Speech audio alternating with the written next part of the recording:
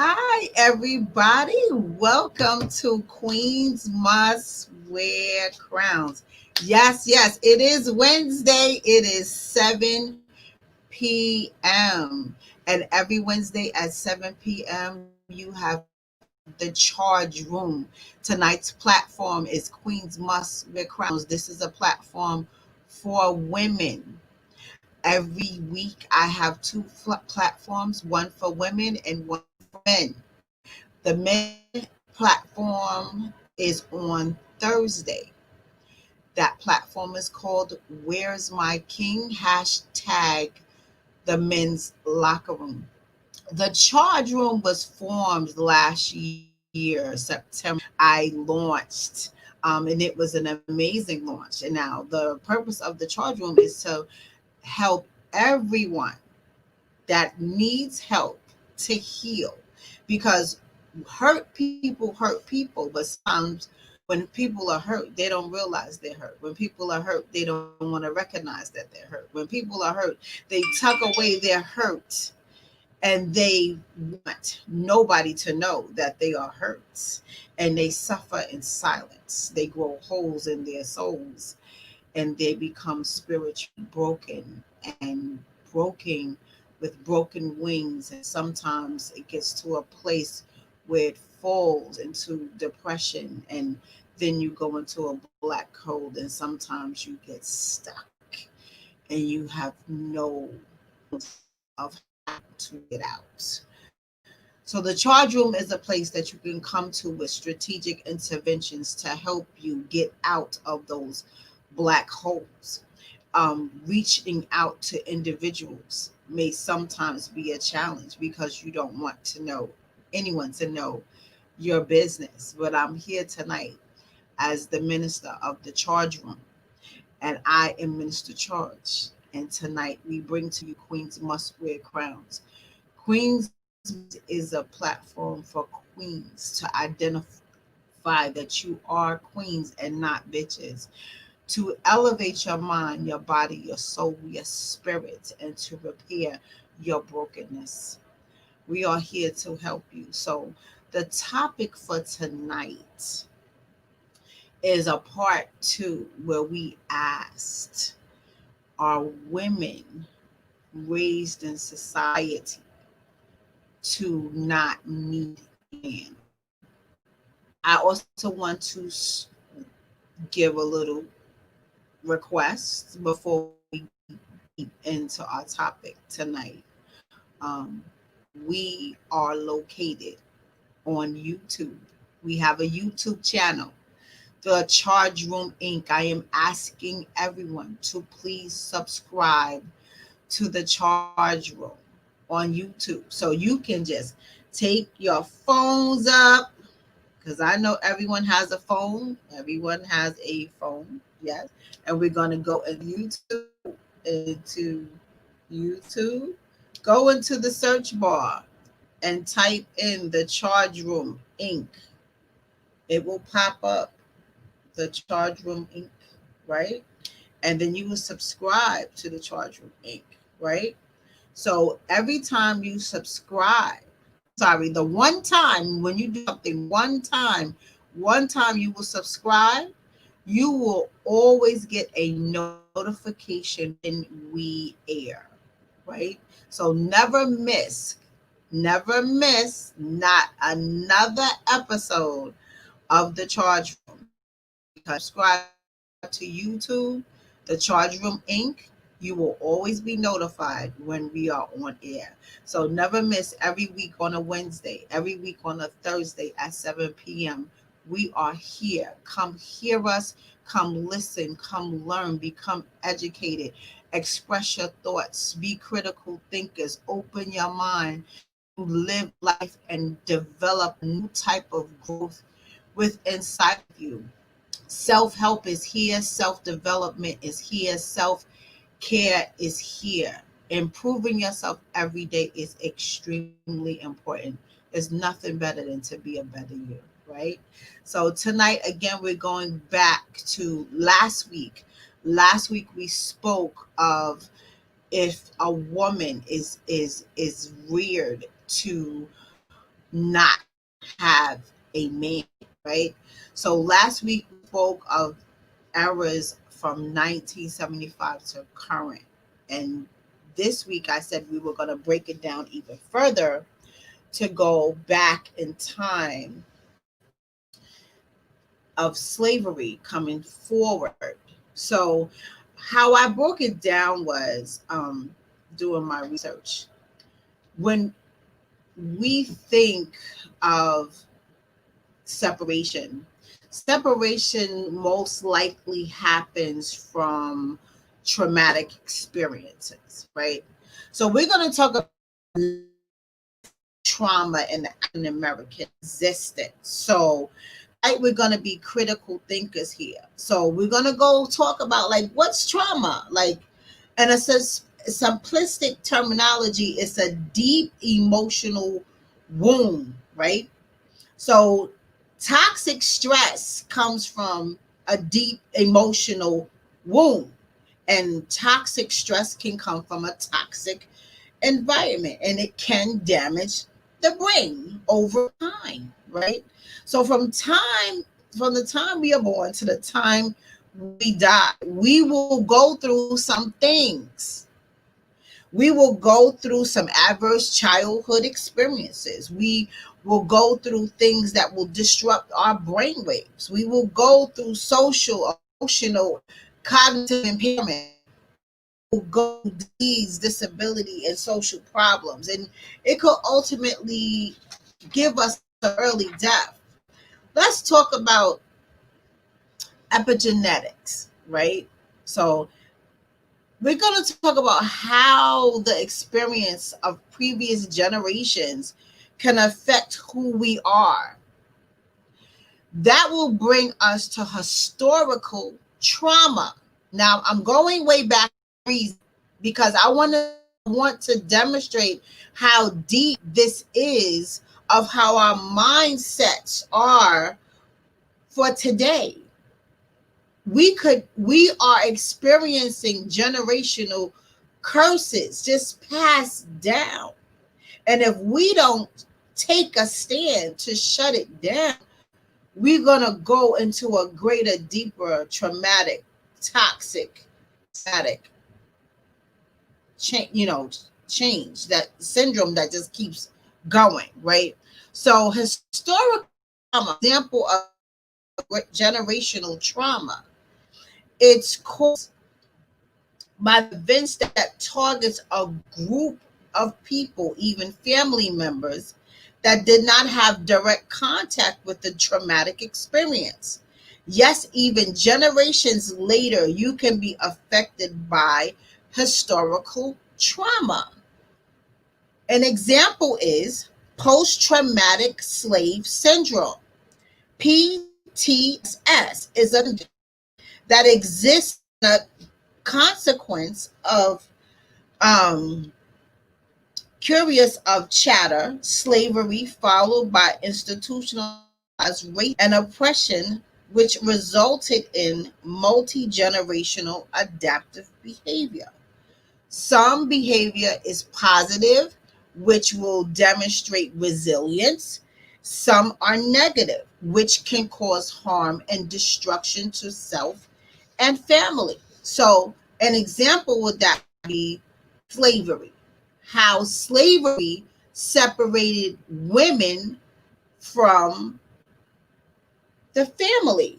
How slavery separated men from the family, right?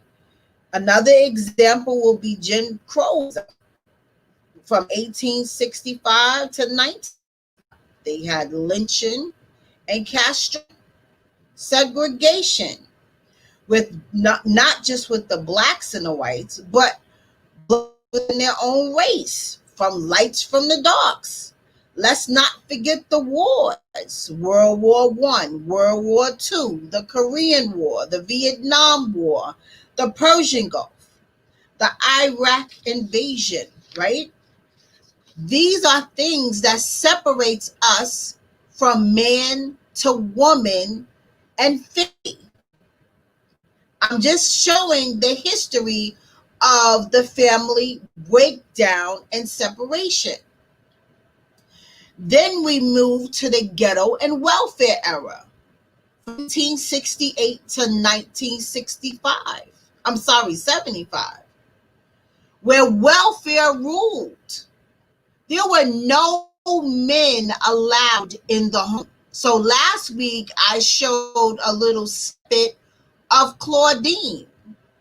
Snippet was when the social worker came to the home and she questioned everything nice that Miss Claudine had. If she had a man, she questioned the man. What's your name? Who are you? How are you here? Right? So in that era, it was restrictions in our home. So we could not have love. We could not be, had to stay separated from the male figure. Then drugs came, and again, the family disintegrated. We had crime, and with drugs, crime, and family disintegration, all wrapped up together, took a heavy toll to breaking down families and the communities, right? Then came hyper ghetto and prison from 1975 to 1990. Let me explain hyper ghetto. Extreme concentration of poverty and unprivileged. Both blacks and whites used and sold the same amount of drugs. However, it was 20 times greater that the black male figure will go to jail over the white person. Right? So then, again, drugs had a major impact on the women and the children. Institutionalized generations. From 1985 till now, right? This is the beginning of the crack era. The inferiority and dependent culture. How it was a society. We have systems. The systems had levels, and it broke us down to where we felt inferior because they wanted to oppress us, where we used the system to be dependent on. So that was the inferiority dependent culture at that time. So again, the system placed us in positions to feel dependent on them, to make us not do things, to stand up and do things independently for ourselves. For example, some people will say, oh, I'd rather go to jail because I'll be hot in the car. Or they'll say, well, the school is supposed to teach my kid how to read. I don't have to do that. Or they'll say, my social worker is going to be a job, so I don't have to get up and go look for a job. The system was set and put systems in place to take away the strength that we have to stand up and be independent on our own. So different systems they put in place at that time were Child Protective Service, the foster care system, welfare, social work, juvenile corrections, and prisons. So again, we are talking about from slavery, breaking our communities down. How could the woman love a man? The system always took him out of our reach. How could we think that it was okay? Because generational trauma has separated us in a way where we cannot think on our own to be as one with our male counterpart. How could we think that it was okay? So I'm asking our panelists today, let's talk about it again. Because these systems that were put in place, because the woman was often left by herself to her children, to take care of the home, to keep it going. We work so hard, and then it'll point, because again, sometimes remember The men came back totally mentally incapacitated. They felt low. They didn't know what to do. They used drugs. They couldn't get jobs. They couldn't stand. They didn't have a chance because the systems that were put in place made them feel like they were insignificant. So how could it be that we could possibly, in my opinion, from the history of what research has it, in my opinion, how could we? So I'm bringing a panelist on tonight. Again, I know this is the women's night, but we brought in one male because we wanted to have, some different type of opinion. His name is Sean, King Sean, Queen Tanya, Queen Angela. We are all on tonight because we want to talk about this situation. Like, this is deep here. This is deep rooted. And how could we have a chance as women to say, I want Black love? How could we possibly know what that is? How could we possibly, sit and say, really even dream about it? So I'm asking each and every one of you for your opinion. Please do share. Well, I'll go first. Peace and love, King Sean, Queen Tanya, and my host, Goddess, Elisha. Peace and love. All right, so something you did mention, which I thought was pretty cool, because people don't really talk about it that much, is epigenetics. And a lot of times we don't really understand how gene expression, how it really does shape who you are and your behaviors. And over time, a repeated behavior becomes part of your DNA. And we don't even think about it on that level. So, I mean, you could think about it like you never met your great-great-great-great-great-grandfather. I'd be like, oh my God, you hold your head and you walk the same exact way as him, or you move the same way as your great-grandmother. And you've never met these people. But over time, things really do become part of your DNA. So behavior is so powerful. So if you go back to slavery and how we were treated and how, if you go back to the part where the strong Black man was sold off to a different plantation where he was hung. So the woman, it's not that we didn't need our men. We had to learn how to survive in case they were taken out of the home. And I think that's right. A popular misconception. It's not that we don't need our men. We learn how to survive without them. So this whole thing today of that's not true. We just learn how to survive. So they were taken out of the home, and the women had to do what? They had to learn how to take care of the house. They had to learn how to work the fields. But they also drew their sons closer because they were fearful that they would lose their sons. They would be hung or sold off to another plantation. But they also taught their daughters how to be independent, how to take care of the home, how to, pretty much, again, how to survive. And you fast forward that over time. So now women, over time, we become very independent.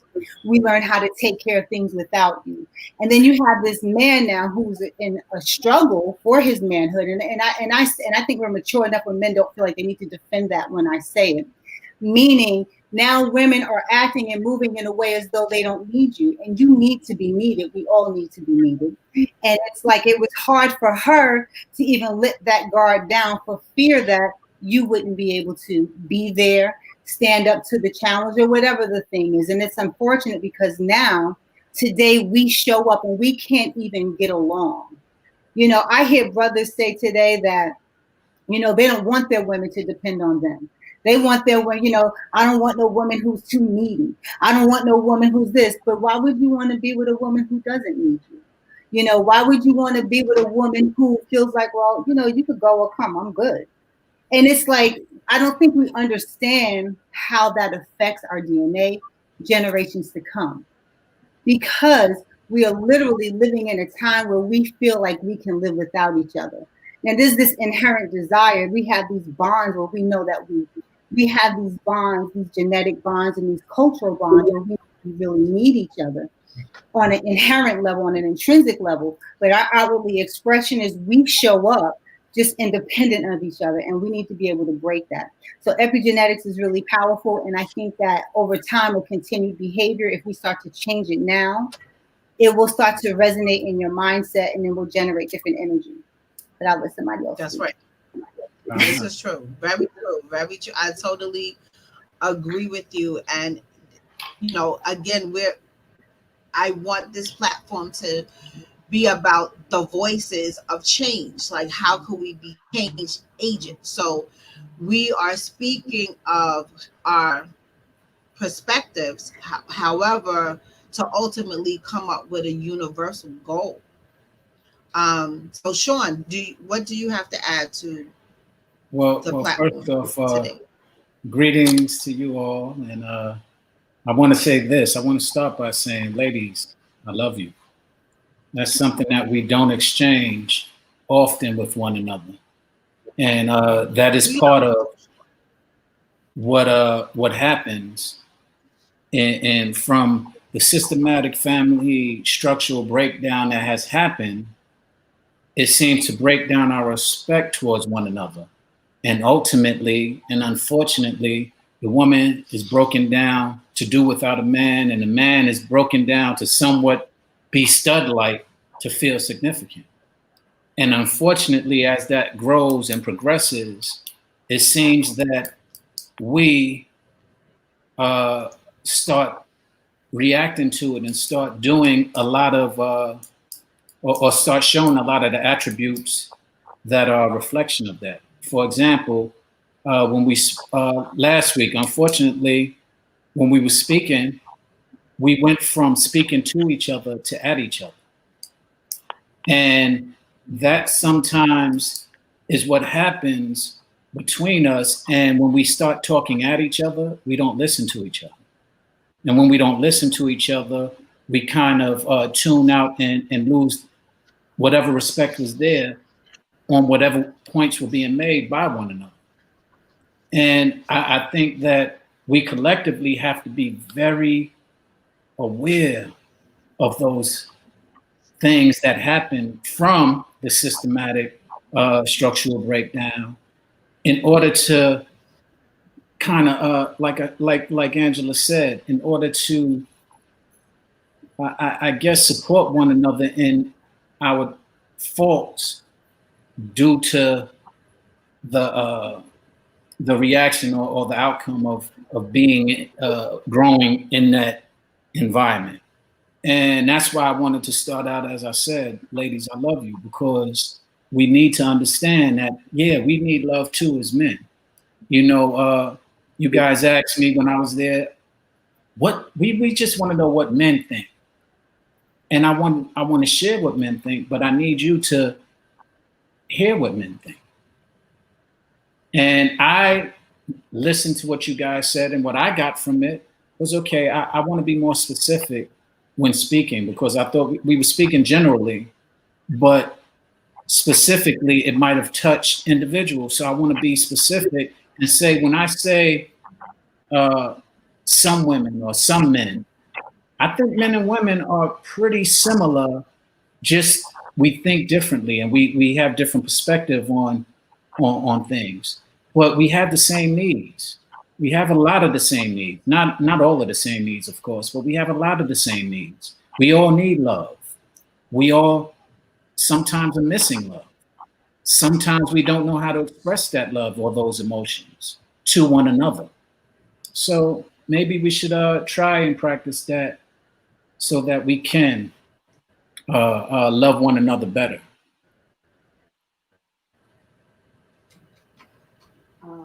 Tanya? I think that what Sean and Angela and what all y'all touched on is true.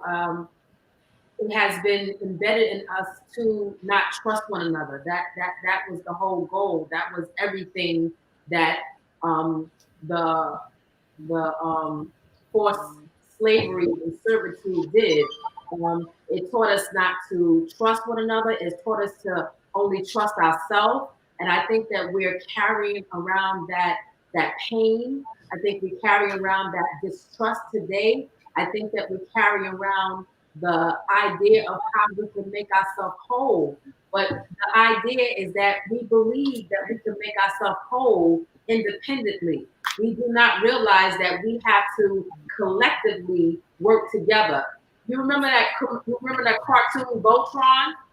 Y'all remember the cartoon Voltron in the 80s? So you Yeah. remember that each part had to work together to create this big, I guess you could say, robot that will fight for humanity, that will fight the evil. That's what we have to do. We have to draw on each part that a man and a woman and also children to some respect, but we're talking about adults right now. We have to draw on that, and we have to realize that we need one another to connect. And I think that we get misconstrued with how we're supposed to connect. It just took me a real long time to realize that every man that I encounter, that it's not for a sexual purpose. We could come together for many different reasons than just the intimate relationship. And I think that we're missing the connection that we all are supposed to bring together. We're supposed to come together to heal, to educate, to bring forth knowledge, to bring forth wisdom, to bring forth experience. And we're failing each other because we're thinking that we don't need one another. How can we cure that? I think that by us realizing that, like Sean and myself, we grew up together, but we really truthfully did not know one another intimately. And I don't mean like sexually, I mean intimately. Like we did not know each other's dreams and hopes and goals. I never went to his house and had dinner. He never came to my house and had dinner. But as adults, we're realizing that we have so many similarities, but also so many differences. But we're learning and we're training each other to listen to each other as a man and as a woman. And I believe, and I hope you feel the same, that as we have been talking, we have been healing one another. We have been getting revelation. We have been looking at things in a different different viewpoints. And it's not because I'm coming as a woman that believes that my views are more important, and he's not coming as to me as a man that believes that his views are more important. We're connecting. And I think that our connection is going to grow. That's how we connected with Yasa. That's how we meeting Angela. So you see how we're connecting. We see how we're growing. This is how we're healing. And I think that that's the thing that we're not really gravitating towards. We're looking at ourselves as a separate entity, and we have to start looking at ourselves as a whole. And maybe once we can really start acknowledging that we are the same and that we have basically the same story, that we can start being more compassionate and understanding, and just looking at people differently and giving people more of an opportunity to love one another and heal one another. You know, based on how one thinks is how one responds. Mm-hmm. Based on, and again, everyone does not think the same. Mm-hmm. It's something that, just like Sean, how you said last week, you know, 1 minute everyone was together, and then the next second it felt like people were talking at each other and not to each other or with each other. So just, you know, also like you said, when you lack in communication, you, and say like energy is high, emotions are flared, immediately block listening takes the stage. You only hear what you want to hear or what you think you hear. You no longer are open to totally listening and comprehending what the next person is saying, even in expression. So it's challenging for one to, again, it's based on how one thinks. They will perceive in their mind and believe it because they believe what they are thinking. They are not open. Some people are just not open to hear what you have to say because they're so stuck on how they think, how they feel, and that's it. And again, how a person thinks is how they will respond. So just Tanya, as you're saying, we should respond, come to with connection and to come close and work all together as a system. It's like, what about the people that don't want to work as a system? What about the person that, like I had a person say to me today, in comparison to someone else of which they were the same, those people. And I said, I'm sorry, you said those people? She said, yes, those people. I said, I'm sorry, does the people have a name? What are you referring to? So then she named the person. And I said, I'm sorry. How are you taking yourself out of the category that you're not in, that to think that you're not in the same category as this person when you are definitely in the same category? But the way she thought that she was different or better than, she immediately put that other person down, blocked her totally out of her mind, dismissed her at all levels, and was not trying to hear anything anyone had to say about the girl because she already dismissed her. So when you have people that think at this rate, and then Tanya, as you say, well, we should all come together, right? How is it that we can come together when this person thinks this person thinks that? And I'm going to go back to generational institutionalization, right? So things are passed down and how we behave, how we think, how we move socially and emotionally, again, from how we're taught. It's up to the person to stop, to make the change. It's up to each one of us to take responsibility to say, okay, maybe I did not speak in a tone that I should have, instead of yelling, because there's a set of generation that they speak loud. They just speak loud and they curse. Not, and it's not, no harm intended, but that's just how some people were raised. Yo, shut the fuss up. What are you doing? Like, and in many households, it happens because I had aunts that their natural tone was yell. Even in my father, his natural tone was yell. So it's like, what part do you get to say, okay,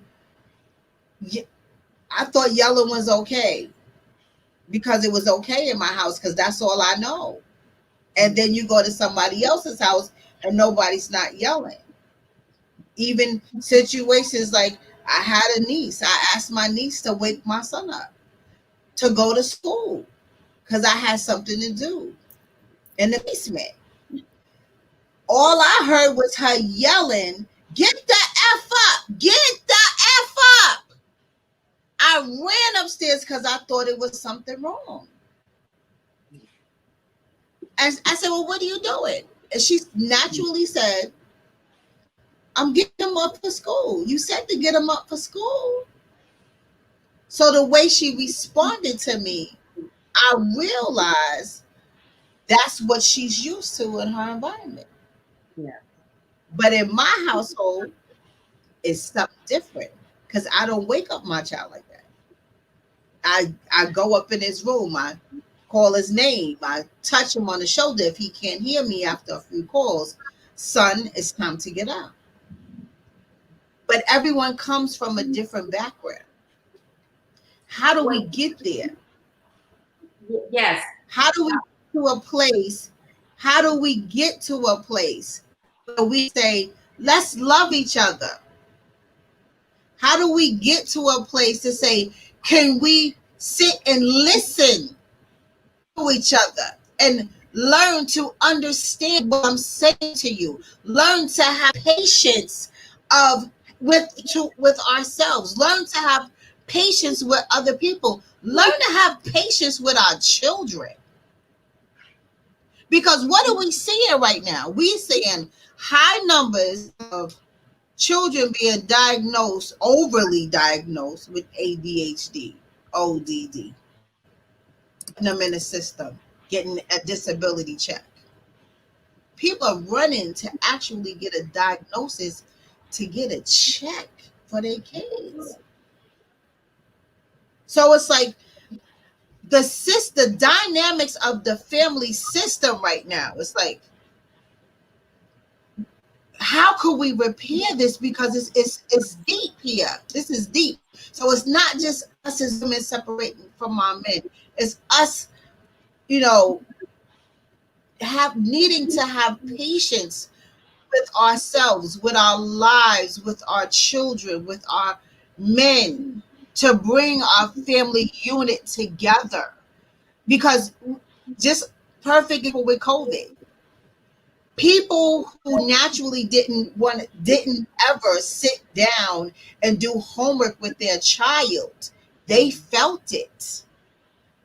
Parents that take their children to the daycare or school and put them in after school programs where they wait to the absolute last second to pick them up. Yes.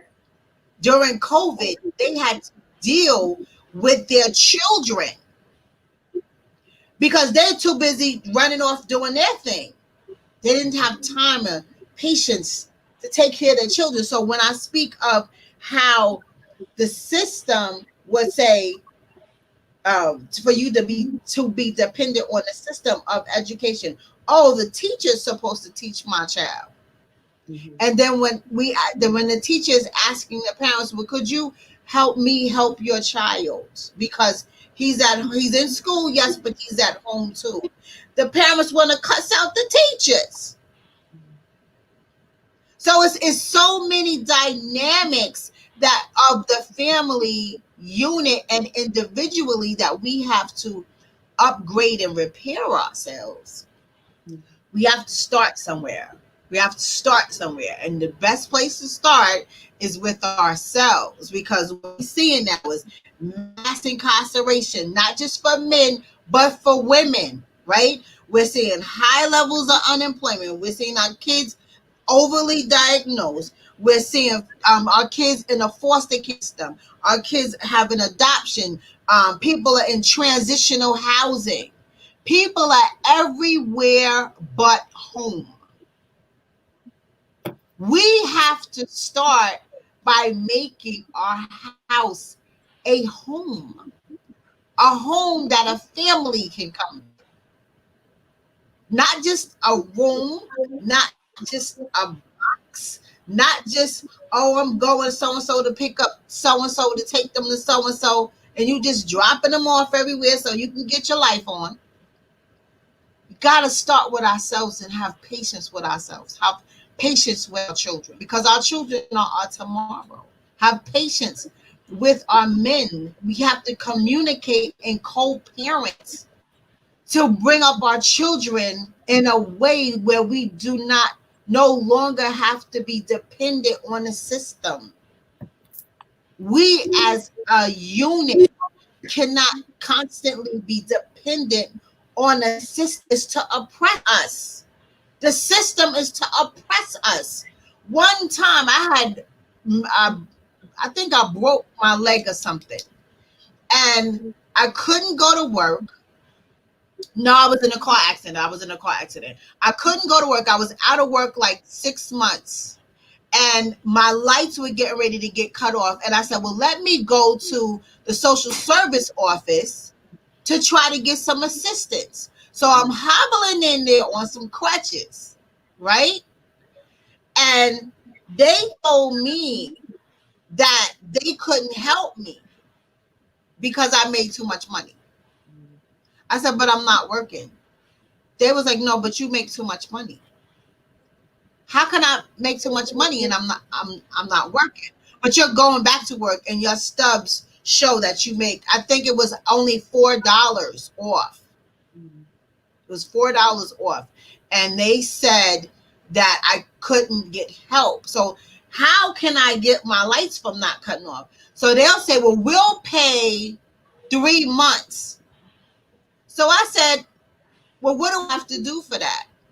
What they did was they turned, say like my bill, I think was 100 and I had balanced billing. My bill was maybe 120 for the month. So I'm thinking of 3 months was going to be $360. They paid like $27.30. They flipped my bill over and saw the usage. So like the household usage for that month or week or something like that was maybe $9, and they timed it times 3. And that's what they was trying to offer me. How is that help? So the system is in place for us to be dependent, but at the same time, the system is in place to put feet on our necks so we can't move. So we have to get away from that institutionalized systemic thinking to be dependent on a system, to transfer our mindsets to say, I'm going to stand up and become independent of the system so I can teach my child how to do that, how to not be a part of the system. So we have to, and that's the part that we have to work with our children. That's the part we have to educate ourselves. That's the part we can't go to Pookie and Ray Ray and say, girl, boy, you can't get help from people that's going nowhere that you need to go. We have to get help from people, places, and things that are going in place that we want to go, that we need to go. You can't get help from someone that never has been where you want to go. And we have a tendency to call our closest people to us, the closest people to us may not be that one that can help us. They just hearing us vent. They're just keeping us in this negative pool of oppression. So it's like we have to change our mindsets as women and as men, but as women, to have patience with ourselves, to forgive ourselves, to not take our past and live in our past and not move forward and be stuck. We have to take ourselves and place ourselves in a different place and from our mindsets. We have to manifest what we want, what we desire. If you living from paycheck to paycheck, you have to manifest. I no longer want to live from paycheck to paycheck. I want to live in a house. I no longer want to rent a room. I no longer want to live in an apartment. I no longer want to sleep on somebody's couch. You have to say to yourself, I have to start with me. How can you teach your children that it's okay not to sleep on the couch and the floor if you're not getting up doing something about it? We have to start with ourselves. We have to start to say, okay, I can't live like this anymore. I can't be on a system anymore. And again, I've seen it. I'm a social worker. I've seen parents run to get to Social Security to get their children with diagnosis letters from their doctors to get a check for their child, for additional income, for them to get new hair weave, for them to get new shoes, for them to get a handbag, for them to go out for the night. I've seen it with my own eyes, and it's a regular. It's regular, just for additional check in the household. I've seen households. I had to help a child. And it was the mother was on crack in the street. The grandparent had custody of the daughter. This child was sick. She needed help. I found a program that can help the child. The child had to go stay at the program until the treatment was complete. That would have taken months, almost to a year. Within that time period, the funds that the child would have been receiving would go to the treatment program. Guess what happened? The grandmother said, I'm not putting her in there because I'm not losing her check. So we have to stop, because we're taking time out to give a damn. We have to stop. We're not taking time out to give a damn. We're not having patience to educate ourselves. We're not having patience to educate our children, to make sure that their thinking and their behavior is parallel to being a great product of themselves and the generations ahead of them. We have to come together. Yes, Tanya, as you say. But we have to start with ourselves. I mean, so what you can I say something? You sure can. What you spoke about is true, and it's hitting many different areas. But what I do think that, okay, like, so what Sean did today when he said that he opened up and said that he loved us. I have worked in, I think that that's a great start. I think that that's a great start, how to meet people. One thing I have learned, I have worked in social services and human services basically all my life. Daycare, shelters, the jail, working with people from many different barriers. And the one thing that I have noticed is that all of my clients, they responded to me with respect, because I spoke with them with respect. I think that we have to meet people who they are. I think that God can use anyone. I don't care if it's Ray on a corner. I don't care if it's a crackhead. If God has that person to be a favor in your life, to bring you knowledge, wisdom, anything, God can use anyone. So I'm not going to downplay that anyone cannot be a part of your growth, even if they're not on the same path that you're going on. Absolutely. I believe that we have to speak love into one another. Those parents that are using their kids, that are pimping their kids out, for Social Security, they don't know any better. But I think if we come to them and we speak love and we let them know, I see you, I understand you. Even if we don't understand they walk, but we understand that they are hurting. We have to meet each other where we are. And I think that's the only way that we're going to heal the gap that is between us. Because it was like in the last 3 or 4 years, people were saying, like, I'm a boss. I kept hearing this. And I was like, what is this, a boss? People like, I'm a boss because I got weave in my hair. People say I got a boss because I got a new bag. People say I got a boss because of different things. And then I realized people really truthfully, while they say they're a boss, they really truthfully want to have ownership of their life.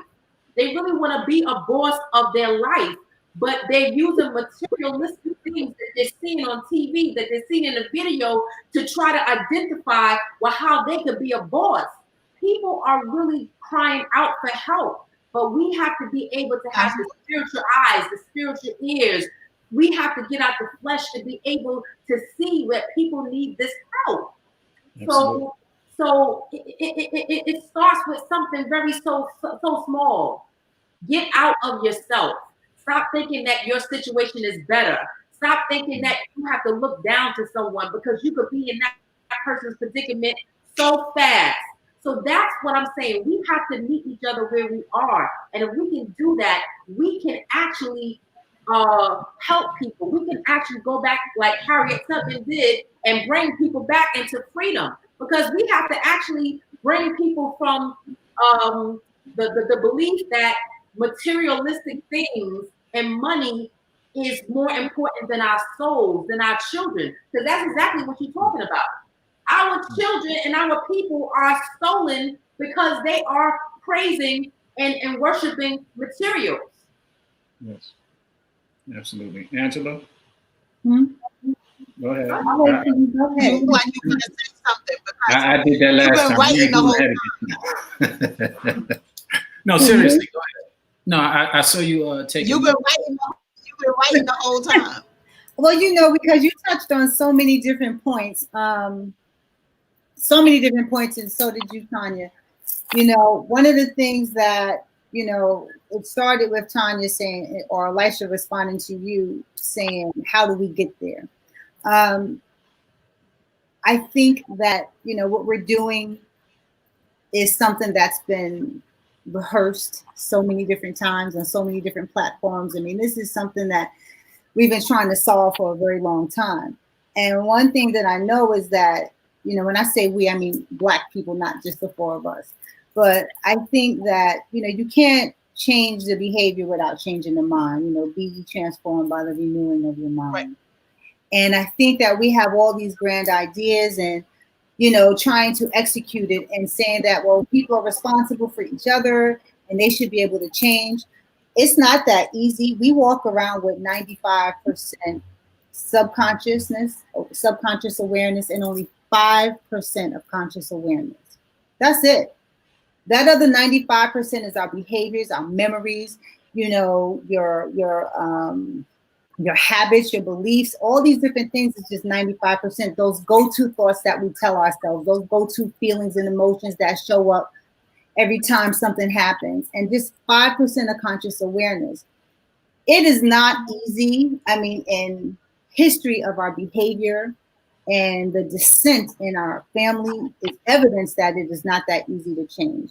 I think that inherently Black people are very compassionate and loving people. I think that inherently we are, you know, there's this love in us, but there's a wall that separates us from being able to make that contact with each other. And again, this really does go back to slavery. And it's easy for people to say, well, slavery is over, let it go, let it go, let it go. You know, that was the past. But the truth of the matter is, you know, and I want to, before I say this, I want to say, Sean, I want to acknowledge you from last week. I did see where things kind of got a little challenging for you. I did see where you felt a little silenced because you didn't answer a question the way the other sister asked it. And so I get it. I don't do male bashing. That's not a thing that I do. So if at any point you feel like I triggered something in you, I'm going to apologize in advance, because I don't do Black male bashing. I just don't. But I want to say this. Our brothers learned how to treat us from watching how the white man treated us. You never, when I say you, I don't mean you as the individual. You never objectified us. We were never sexual objects to you. We were not items to be raped, touched, or mishandled or abused.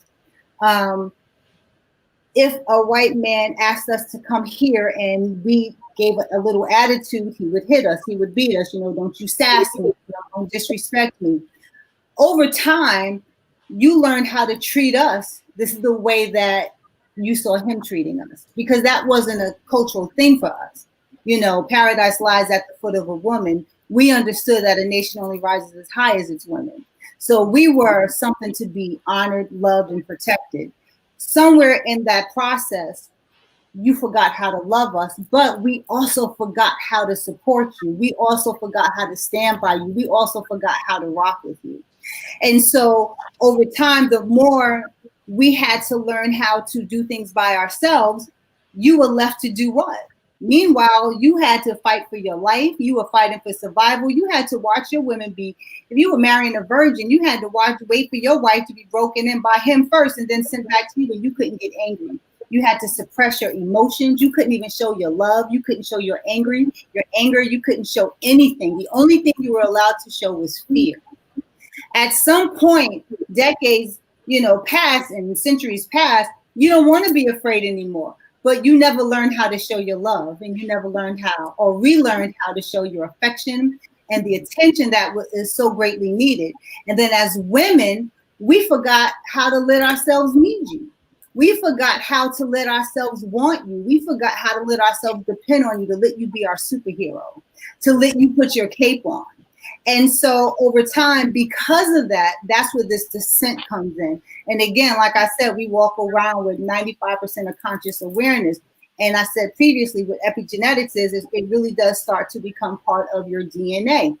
It's not even in our DNA anymore to be there for you. And it's not in your DNA to be in there for us either. And I don't mean globally. I'm talking about if you look at where we stand today, you'll take the same brother who says, he doesn't, the men who feel like they don't want to date Black women, they wind up dating Latinos, or they date, nothing against my Latino sisters and brothers, but they wind up dating Latinos, or they want to date white women. And you say, well, why? Well, they're more compassionate. They're more loving. They're more affectionate. They don't get so angry. On the inside, though you may reject us for the love and our toughness, you on the inside is something that you really seek, because you end up being with those women who make you feel like that superhero, who does depend on you, who does make you feel like you're wanted and you're needed. And I think that the only way that we're going to learn how to love each other is to see the value in each other. We don't see the value in each other because and this again goes back to slavery. A Black life was never worth anything back then. We were deemed cattle. You own a horse, you won't, excuse the language, you own a horse, you own a nigger. You own a cow, you own a nigger. So it's like, now bring this forward today. Our lives are still not valued. In the same breath, I'll be on a page and I look at a brother who's saying a Black woman, a Black woman, a Black woman. And in the next breath, he's showing a picture of a fat booty, talking about look at this and look at that. Again, that's that sexualizing, that objectifying. On the same page, I'll see a sister who's talking about Black man is king. And on the next page, on the next post, she'll say niggas ain't shit. Excuse my language, but this is what I'm reading. So it's like Black people are the most fickle people. We say we love you, but if I have to show an outwardly expression of love, that's where that disconnect is. It is so hard for us to do it, and we can talk about it. And as evidence of it, last week when the sister asked you, well, tell me why, and you were like, well, I don't have an answer for all men. I could see where you felt like you needed to defend yourself, but it was like we have expectations of you to be it, but then we don't make room for error. And I don't think we allow each other. Sometimes it's okay to say, hey, sis, your crown is crooked, or hey, king, your crown is crooked. We are the hardest on each other. We don't allow each other any room for error. And it's so unfortunate because that's also part of the divide. But to round this up, to give someone else a platform to speak, I would say the biggest thing is it's hard to love where you don't see value. It's hard to, and it's like we say, and everyone says, communication is key. To put my laptop up. We say communication is key. Communication is key. Communication goes beyond me being able to articulate to you what's important to me. Communication goes beyond, me listening to you. If for whatever reason, what I say doesn't resonate with you, it doesn't come across, or what you say isn't resonating with me, then there's a breakdown in communication. And we think, we say, everyone says communication, but it's bi-directional. If it's one directional, then there's a breakdown. If it's one direction, it's a breakdown. Communication is bi-directional. We need to be able to see the value in what you have to offer and in who you are. And if I don't know my value, I can't determine my worth.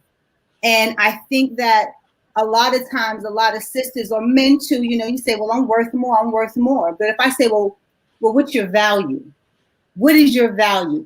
Have you ever bought a diamond or a car? You know that you cannot determine the worth of a car or a diamond without knowing the value of the car or the diamond. We don't know what's so valuable about us. We know the external things. We'll say, well, I got a good job, I have an education. But if I took away all of those things, who are you as the individual? What did God pour into you? What character traits exist in you that God poured into you? And I think once we really start to really determine, when I say character traits, I mean love, forgiveness, harmony, all of those things. I think when we really start to operate from that platform, we can start to identify it in each other because I know it in myself. And when I start to vibe with what's in me, I know it will, I can feel what's in you. And until we get to that point, we will continue to have that dissension and that separation that keeps us from loving each other. Okay. Yes, sir.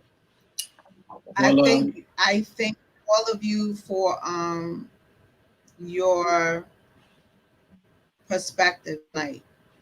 Unfortunately, the time is now up.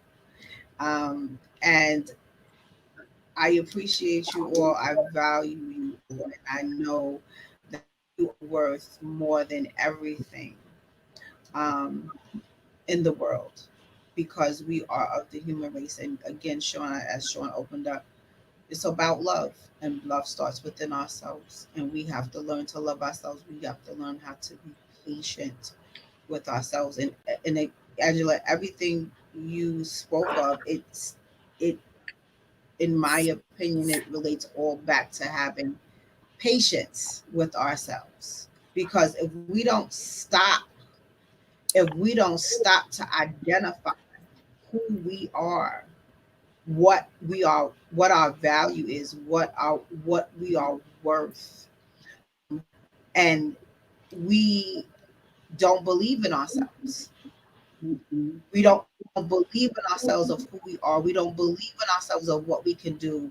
We have the capacity and the ability to do anything we want and desire in our lives. Power within us. We can do it. The problem is we don't believe in ourselves, which goes back to what you said. We don't know our value and we don't know our worth, right? can I say one thing? So, sure, I'm sorry to real interrupt. quick. Can I say one thing?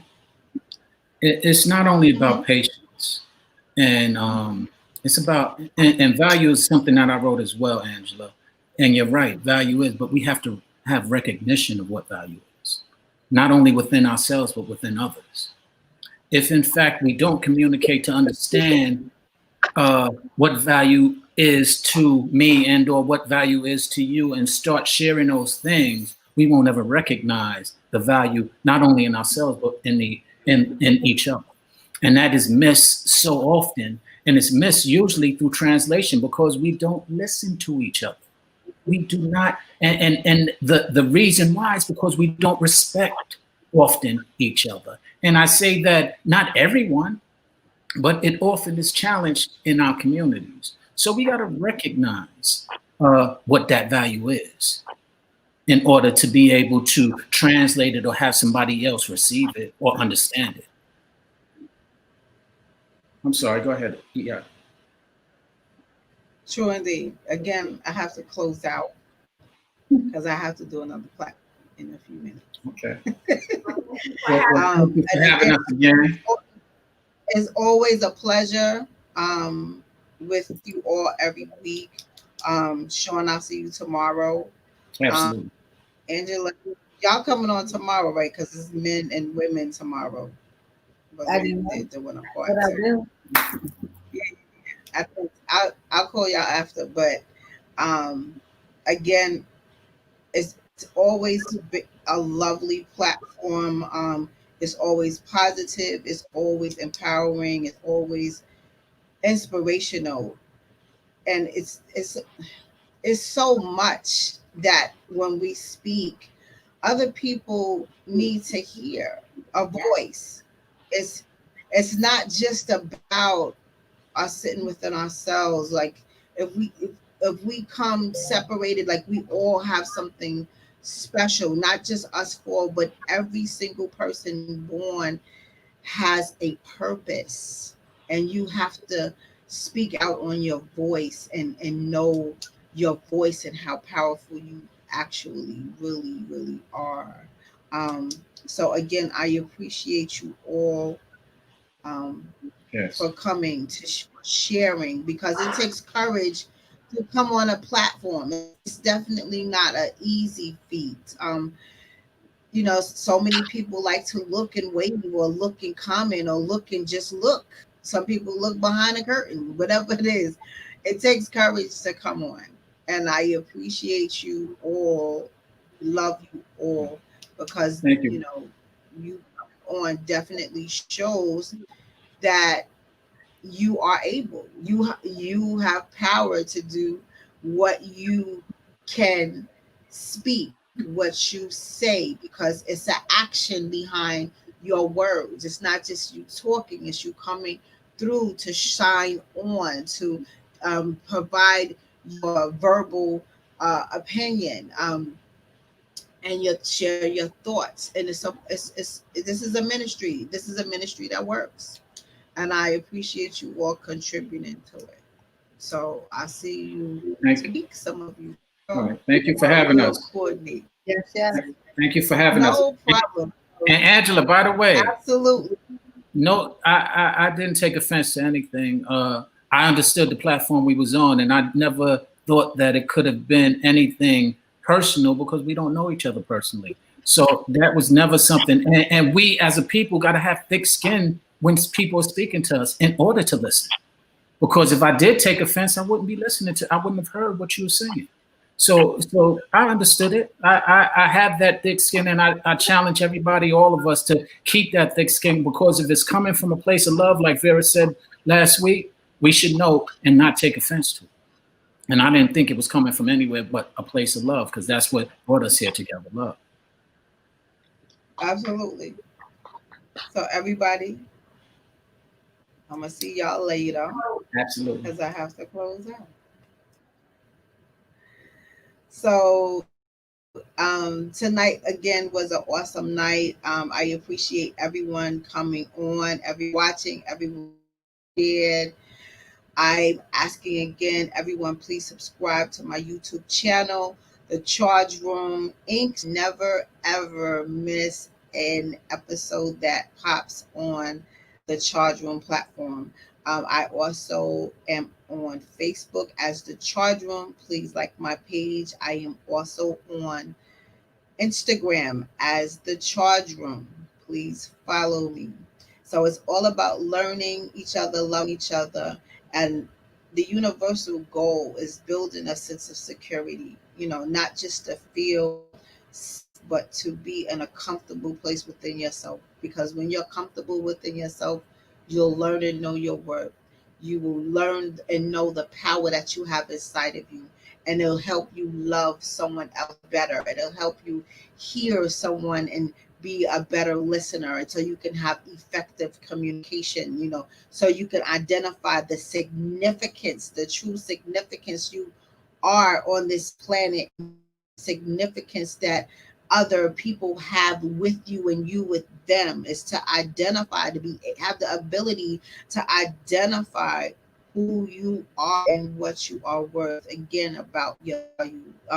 It's about having a sense of belonging, a sense of connections with yourself and others, to build relationships with yourself and others, with your family members, your social circles, your friends, your community, and ultimately society as a whole. We have to make a difference. We have to step up and do better to change our mindsets, because how we think is how we respond. One more time, how we think is how we respond. It makes a difference. Stay positive, you will get positive results. If you think negative and messy and chaos will always be around you. We battle with good and evil every day. You have the opportunity to make the choice.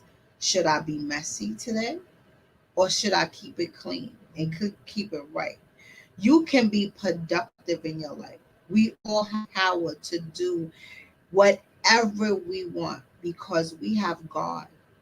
God gives us the ability to have power to do anything that we want to do, anything that we desire, anything that we speak of.